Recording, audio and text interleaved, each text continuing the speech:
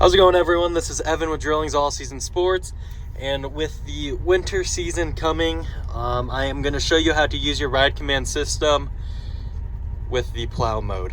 Okay, so first, this is your ride command system, and to get to your plow control, you're going to press this Polaris home button.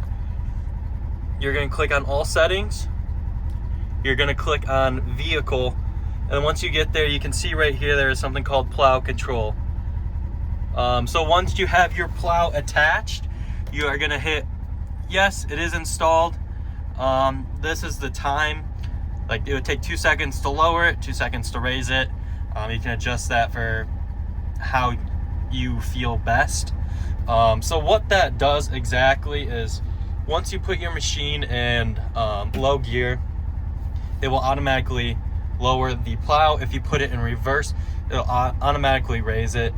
There is a setting here that you can reverse that. So if you want to get up close to your garage, once you put your machine in reverse, it will lower the plow for you. And once you put it in low, it'll raise it.